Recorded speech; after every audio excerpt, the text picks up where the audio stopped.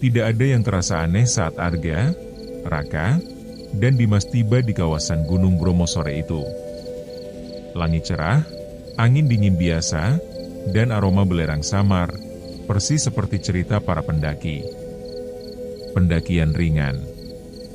Rencana mereka sederhana, bermalam, mengejar sunrise di penanjakan, lalu turun pagi hari. Namun satu kejadian kecil tertanam kuat di kepala Arga. Di desa terakhir sebelum jalur pasir, seorang pria tua suku Tengger menghentikan langkah mereka. Wajahnya keriput, matanya cekung, dan suaranya parau seolah lama menahan dingin gunung. Kalau kabut turun, jangan menoleh. Siapapun yang memanggil. Raka terkekeh. Kalau dipanggil mantan gimana, Pak? Pria tua itu tidak tertawa. Ia menatap Arga, lalu Raka, lalu Dimas, lama, seakan menghafal wajah mereka. Yang memanggil bukan manusia. Tak ada penjelasan lain. Pria itu pergi begitu saja. Mereka mengangguk sopan, mengucapkan terima kasih, lalu melanjutkan perjalanan.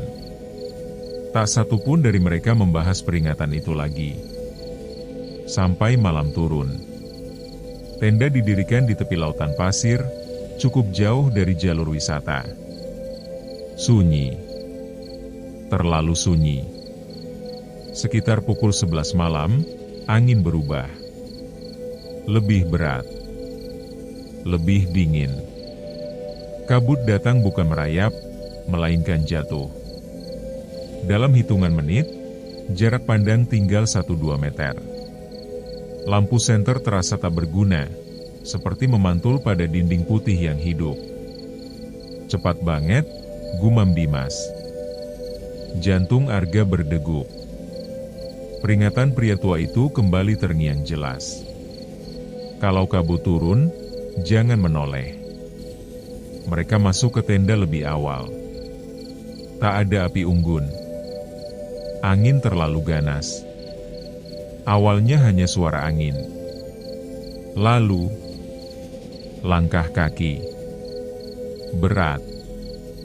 Pelan. Seperti telapak kaki telanjang menginjak pasir basah. Langkah itu berhenti tepat di depan tenda. Kemudian suara terdengar. Nak. Lirih. Tua. Seperti orang yang tersesat dan kehabisan tenaga. Tolong, aku kedinginan. Tubuh Arga menegang. Di sampingnya, Raka membeku. Dengar, kan? Bisik Raka. Arga mengangguk pelan. Suara itu kembali terdengar, kini lebih dekat. Nak, buka sebentar. Naluri manusia Arga berteriak untuk membantu. Tapi akalnya menahan. Jangan menoleh. Siapapun yang memanggil. Dimas tiba-tiba berbisik dengan suara gemetar. Suaranya mirip bapakku.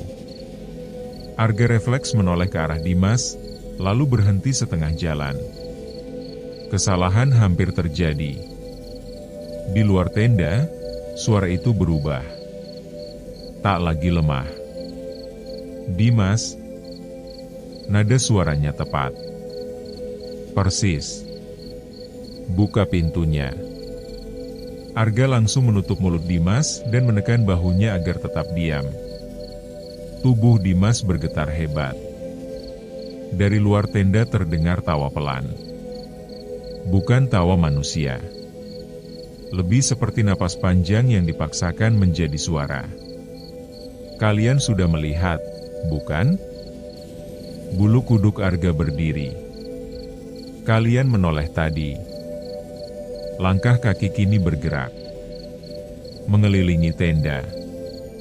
1, 2, 3. Satu orang saja, bisiknya.